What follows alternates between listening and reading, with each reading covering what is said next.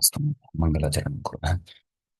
ॐ विश्वामिदेव सवितर्दुरितानि परासुव भद्रं तं आसुव वाक्यकारं वररुचिं भाष्यकारं पतञ्जलिं पाणिनिं सूत्रकारं च प्रणतोऽस्मि मुनित्रयम् स्तोत्रार्हन्ति जनैर्गुण्यैर्महर्षिभिर्हरदिवं तोष्टुयमानोऽप्यगुणो विभुर्विजयते तराम् पूर्वार्धे कथितास्तु प्रपञ्चमाध्यायवर्तिनः प्रत्यया अथ कथ्यन्ते तृतीयाध्यायगोचराः। नमः पाणिनिकात्यायन पतञ्जलिभ्यः शब्दविद्यासम्प्रदायकर्तृभ्यो नमः ऋषिभ्यो मुनिभ्यो गुरुभ्यश्च नमो नमः। नमः सर्वेभ्यः भवद्भ्यः श्रोतृभ्यः नमः। अस्माभिः गते पाठे यद्यत् पठितं तद् एकवारं स्मरामः। वयं तावत् वैयाकरणसिद्धान्तकौमुदी इत्याख्यस्य ग्रन्थस्य तत्र पूर्वकृदन्तप्रकरणं पठन्तः स्मः। प्रकरणस्यास्य अस्माकं क्रमे सप्तषष्टितमः पाठः गतपाठः प्रवृत्तः। तत्र साधुकारिण्युपसङ्ख्यानम् इत्यादि वार्तिकात् प्रभृति अस्माभिः पठितम्। साधुकारिणी उपसङ्ख्यानं नाम तत्र यः नाम साधु करोति इति साधुकारी भवति तस्मिन् अर्थे गम्यमाने अपि तत्र साधु इति उपपदे अपि तत्र धातोः णिनि प्रत्ययः वक्तव्यः इति वार्तिकस्य अर्थः अस्माभिः दृष्टः।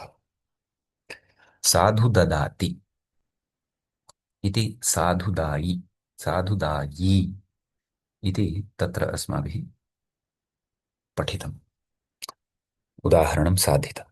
किञ्च अत्रैव वार्तिकान्तरं पठितं ब्रह्मणि वदः इति। नाम ब्रह्मन् इत्युपपदे वदधातोः णिनि प्रत्ययः वक्तव्यः। ब्रह्मवादी इति च अस्माभिः उदाहरणं तत्र साधितम्। साधुदायी ब्रह्म ब्रह्मवादी। किमर्थमेतद् वार्तिकद्वयं किं सुप्यजातो णिनिस्ताच्छील्ये इत्यनेन एव वार्तिकेन अस्य सिद्धिः भवितुं नार्हति वा इति चेत् तत्र उक्तं यत् अताच्छील्यार्थं वार्तिकद्वयं सुप्यजातो णिनिस्ताच्छील्येत्यनेन तु ताच्छील्यार्थे नाम तत्स्वभावार्थे तत्स्वाभाव्यार्थे गम्यमाने एव णिनिः भवति। एतेन तु न तथा। एतेन तु णिनि प्रत्ययः अताच्छील्यार्थे भवतु एतदर् नाम क्वचित् अताच्छील्ये गम्यमाने अपि णिनि प्रत्ययः अपेक्षितः भवति इति कारणतः एतद्वार्तिकद्वयस्य अपेक्षा भवति इति वयं पठितवन्तः। ततः महोदय तत्र प्रश्नः अस्ति साधुदायी इत्यस्मिन् निनि प्रत्ययः अस्ति एव परन्तु कथं जानीमः तत्र ताच्छील्यार्थे नास्ति इति वार्तिकेन एव जानीमः वा नो चेत् तत्र आम् वस्तुतः सत्यं विशेषविधानसामर्थ्यात् ततः अपि पूर्वं तु एतद् भवति किं साधु प्रयोगः भवति वाङ्मये यत्र साधुदायी इति प्रयोगः कृतः तत्र तच्छीलार्थः नास्ति। कुत्र कृतः इति द्रष्टव्यं। तत्र यदि यदि आम्, ताच्छील्यार्थे अस्ति तर्हि कथं वक्तव्यं साधु ददाति साधु इत्यस्मिन् ददातः तत्र णिनिः न तत्र साधु ददाति ओ एवं साधुदायी इति न वक्तव्यं वा इति न वक्तव्यम् ओ एवं वा अस्तु इति उच्यते। साधु ददाति हम्म। अस्तु नाम यथा कश्चन सर्वदापि साधु नाम उत्तमं हम्म, समीचीनम् एव ददाति सर्वदापि अस्तु ज्ञानं वा धनं वा निर्देशं वा किमपि हम्म, सः तस्य स्वभावः एव अस्ति तदा वाक्यं वक्तव्यं महोदय अस्तु तु सर्वदा साधु एव ददाति इति। ओ एवं यदि ताच्छील्यार्थे यदि तत्स्वभावः नास्ति आकस्मिकप्रसङ्गः कश्चन अस्ति तेन किमपि वस्तु दत्तं परन्तु सम्यक्तया दत्तं साधुप्रकारेण दत्तं सर्वदा तथा न ददाति तस्य सः न स्वभावः तत्र वयं साधुदा इति णिनिप्रत्ययं कर्तुं शक्नुमः अताच्छील्ये अपि। अस्तु अताच्छील्य एव भवति श- एवम्। तच्छीलार्थे न भवति इत्येव अवगन्तव्यं आमाम्। किल तत्र महोदय। अवगतम् अवगतम्। न एकक्षणम् एकक्षणम् अताच्छील्यार्थं वार्तिकद्वयम्। आम्, एकक्षणम्। अताच्छील्यार्थं न ताच्छील्यार्थम्। न न न न सम्यक् भवत्याः प्रश्नः सम्यक्। वदामि। तच्छीलार्थे तु णिनिप्रत्ययः भवत्येव केन? सुप्यजातौ तत्सूत्र। णिनिस्ताच्छील्ये इत्यनेन। सम्यक्। सत्यम्। परन्तु यत्र तच्छीलः नास्ति तत्र वाक्यं वक्तव्यं खलु, नाम साधु ददाति ब्रह्म वदति एवं रीत्या। परन्तु तच्छीलार्थविवक्षा नास्ति तदापि णिनि प्रत्ययः भवतु एतदर्थं वार्तिकद्वयं। तर्हि किम् आयातमन्ततः? यत् उभयतापि णिनिः भवति येषु अनयोः अ- उपपदयोः, साधु इति उपपदे ब्रह्मन् इति उपपदे च णिनि प्रत्ययः भवत्येव इति आयाति। अतः कथं ज्ञातुं शक्नुमः ताच्छील्यार्थे प्रसङ्गानुरोधेन प्रसङ्गानुरोधेन अस्तु प्रसङ्गादे अस्तु। प्रसङ्गादे तत्र प्रसङ्गः यदि तत्स्वभावस्य अस्ति तर्हि तत्स्वभावार्थेणिनि, तत्स्वभावे नास्ति तर्हि अपि णिनिः उभयथापि भवति इति आगतं खलु अन्ततः। अस्तु महोदय अवगतम्। स्पष्टं खलु अधुना? आम् स्पष्टमस्ति। सम्यक्। पूर्वं मया अन्यथा उक्तम्, अधुना परिष्कृत्य उक्तवान्। अस्तु। अग्रे एतत् पठितं, ततः अस्माभिः पठितं सूत्रं कर्तर्युपमाने इति। णिनिः स्यात् इति च तस्य अर्थः दृष्टः। तत्र सुबन्तम् उपपदं कर्तृभूतं भवेत् उपमानभूतं भवेत् तदा धातोः णिनि प्रत्ययः भवति इति अस्य सूत्रस्य अर्थः दृष्टः। णिनि स्यात् तदेव उक्तम्। उपपदार्थः कर्ता, प्रत्ययार्थः यः कर्ता तस्य उपमानं भवति। एतत् सर्वं विस्तरेण पङ्क्तिः एषा व्याख्याता आसीत्। उष्ट्रीव क्रोशति उष्ट्रक्रोशी, ध्वांश इव रौति ध्वांश रावी इति अत्रापि उक्तं यत् अताच्छील्यार्थं जात्यर्थं च सूत्रं भवति इदम्, अन्यथा तेनैव सिद्ध्यति खलु सुप्यजातो णिनिस्ताच्छील्ये इति। अतः गतवार्तिकद्वये यथा विचारः कृतः तद्वदेव अत्रापि। पुनः अत्र इमानि नाम प्रत्युदाहरणानि कानिचन दृष्टानि। तत्र यथा कर्तरि किम् अपूपानिव भक्षयति माषान् इति। हम्म। अत्र उपमानप्रसङ्गः अस्ति, परन्तु उपपदं कर्तृभूतं नास्ति, कर्म अस्ति। अतः अत्र णिनिः न भविष्यति। उपमाने किम् उष्ट्रः क्रोशति, अत्र उपमानधर्मः एव नास्ति। अतः अत्र उष्ट्रक्रोशी इति णिनिः न भवति, वाक्यमेव वक्तव्यम् इति अस्य सूत्रस्य प्रत्युदाहरणचर्चा अपि अस्माभिः कृता आसीत्। एतावान् विषयः गते पाठे पठितः। यद्यपि बहु कालात् परम् अस्माकम् एषा कक्षा जाता अस्ति, तथापि भवन्तः तत्र प्राक्तनविषयं पठित्वा एव अग्रिमपाठाय सज्जाः सन्ति अद्य इति अहं भावयामि।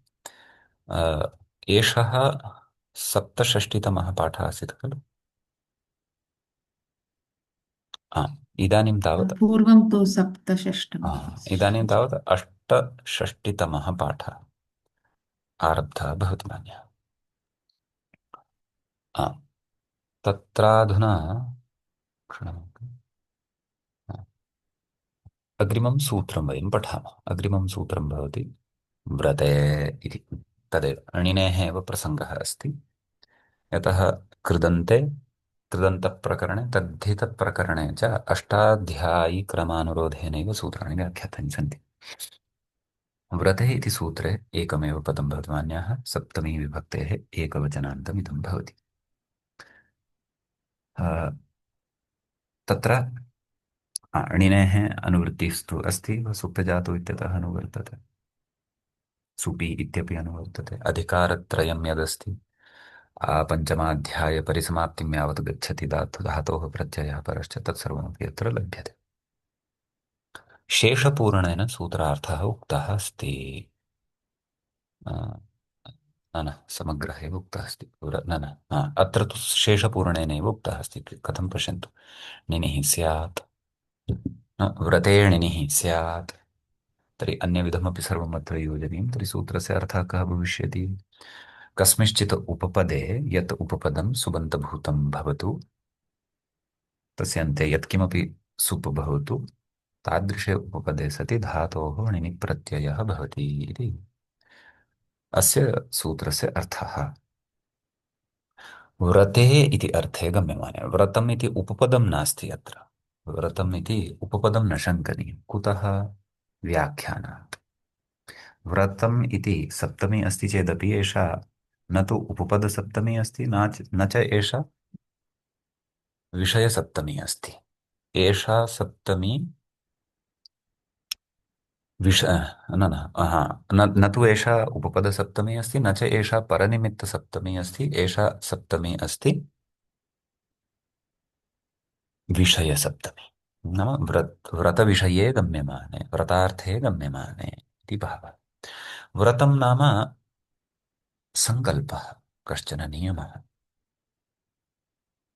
संयमः नियमः एतादृशाः व्रतशब्दस्य बहवः अर्थाः भवन्ति उपवासे अपि व्रतशब्दः रूढः यतः उपवासोऽपि एकः सङ्कल्पविशेषः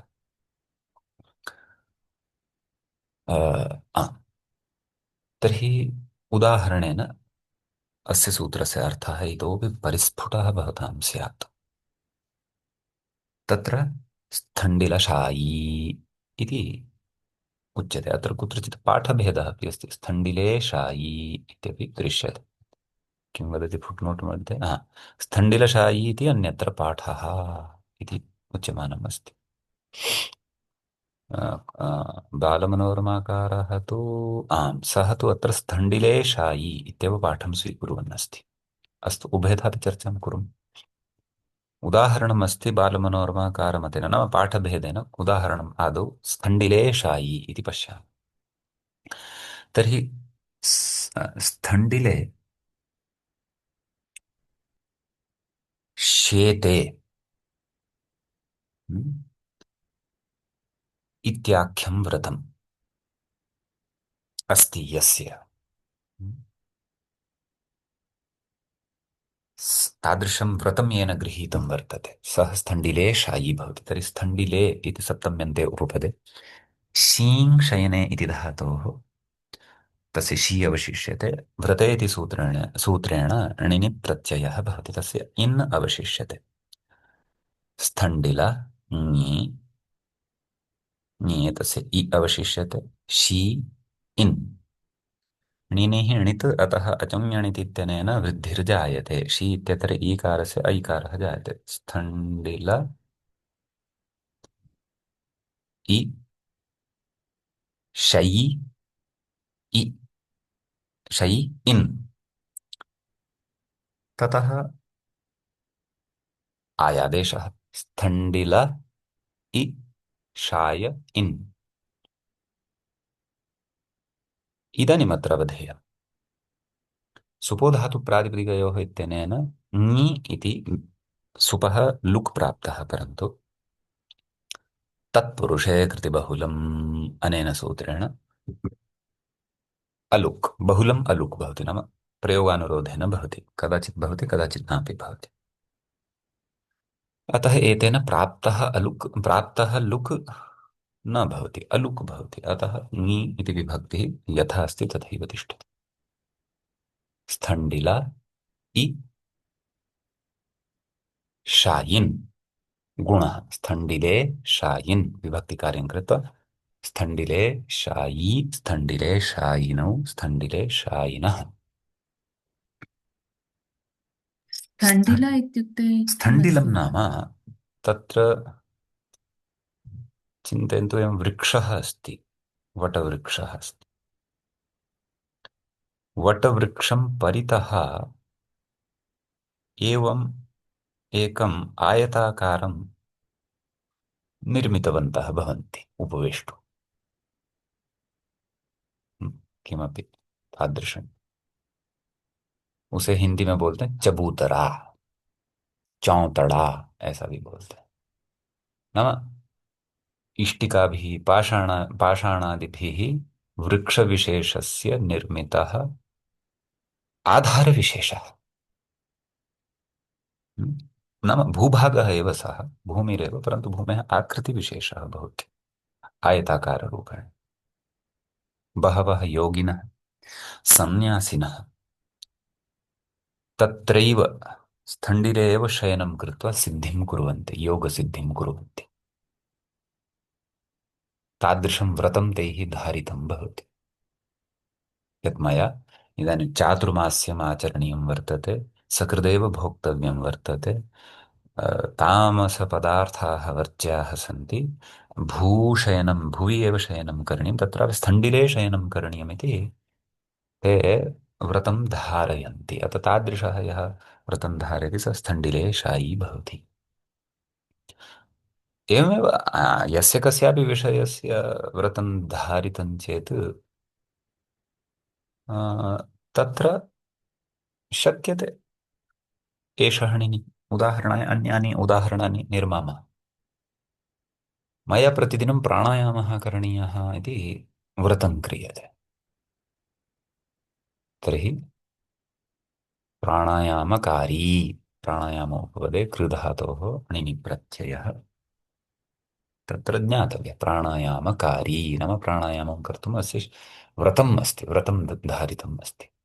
योगकारी,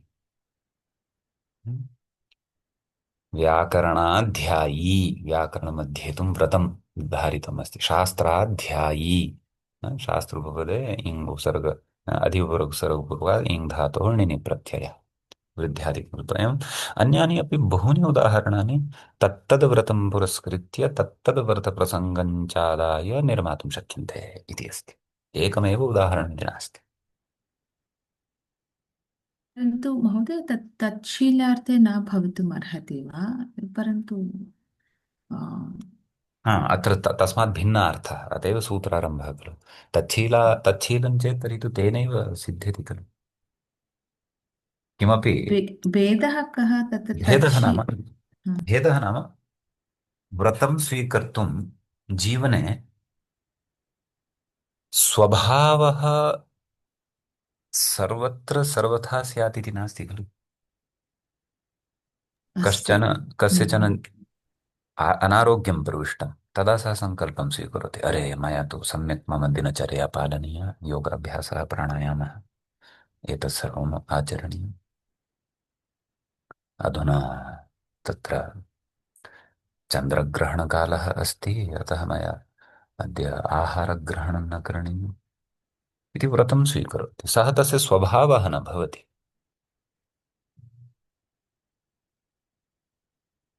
आम् आम्, अवगतम् एवं। अवगतं महोदय। तच्छीलप्रसङ्गः एव नास्ति अत्र, अतः व्रतप्रसङ्गः अस्ति, अतः तदा णिनिर्वक्तव्यः इति भावः।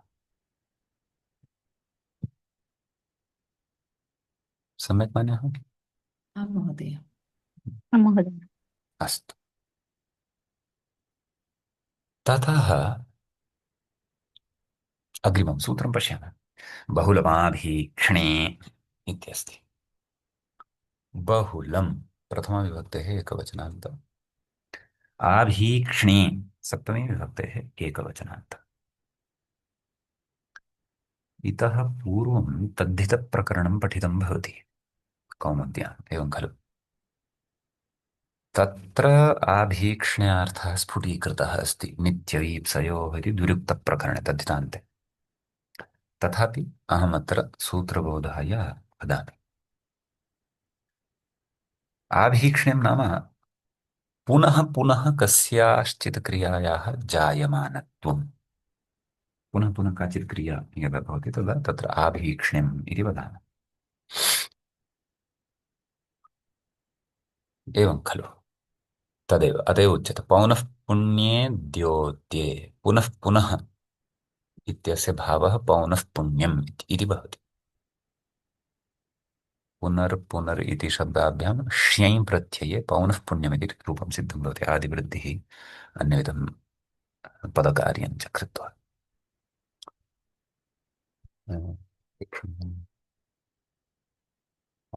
रेकार्ड् आन् अस्ति सुप्युपपदे सुपि इति अनुवर्तते णिनिः इत्यनुवर्तते अतः पुनः पुनः द्योत्ये सुप्युपपदे णिनिः स्यात् णिनेः बृहत् क्षेत्रमस्ति अतः केवलं तच्छीलार्थं दृष्ट्वैव णिनिः न निश्चेतव्यः अन्यविधः अपि अर्थाः नियमाः प्रयोगाः सन्ति अस्तु तदर्थं माता अष्टाध्यायी उपकरोत्येव आ, क्षीरपायिणः उशीनराः इत्यस्ति हम्म,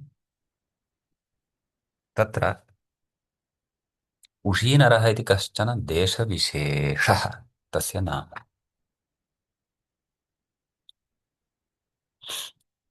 ते क्षीरपायिणः भवन्ति नाम पुनः पुनः क्षीरं पातुं दुग्धं पातुं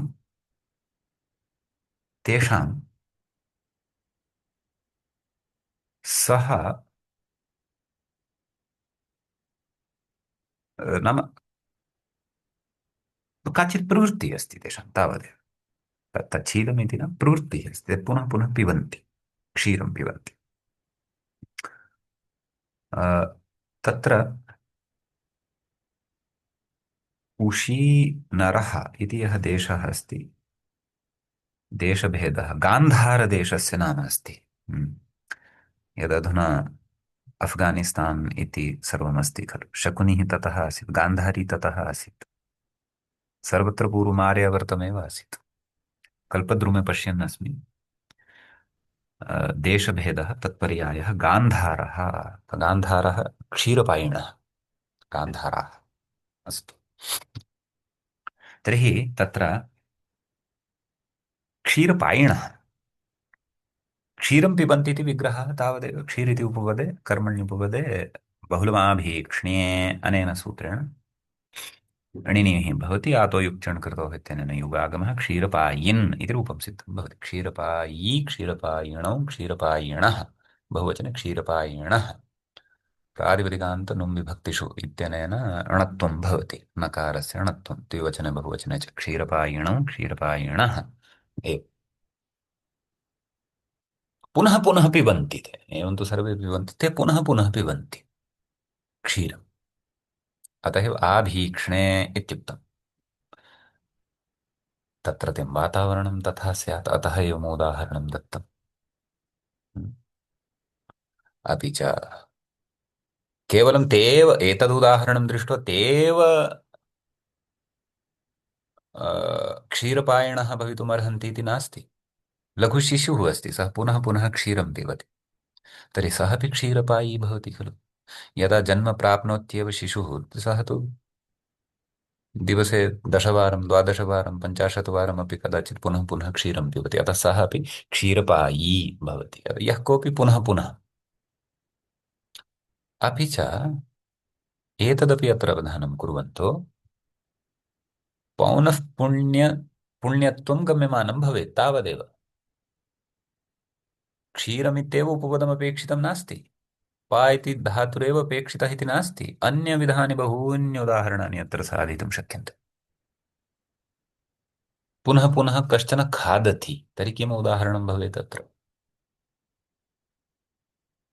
भोजनं खादति भोजन खादी इति भवेत् खलु निषेधः तु कोऽपि नास्ति पुनः पुनः बहु आभीक्ष्ण्यं नाम पुनः पुनः खादति भोजन खादी पुनः पुनः गच्छति नगरं प्रति पुनः पुनः गच्छति नगरं गच्छति नगरगामी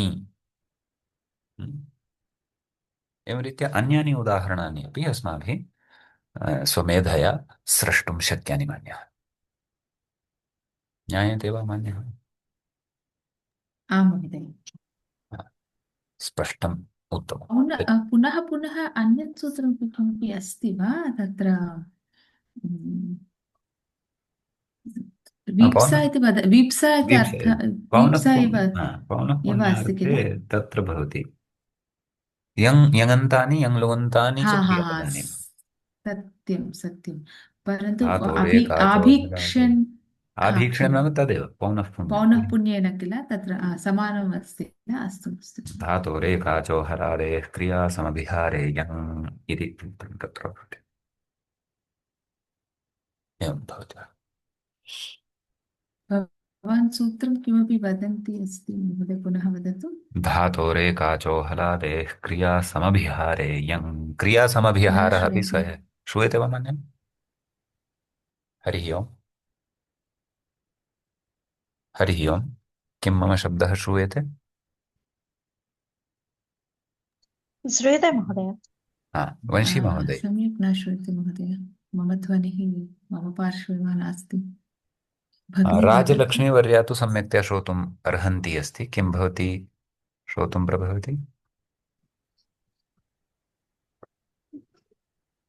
महोदय।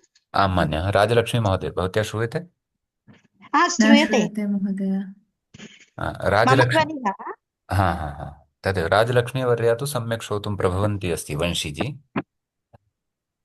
परन्तु भगिनी श्रोतुं शक्नोति वा? आं, राजलक्ष्मीजी वदतु।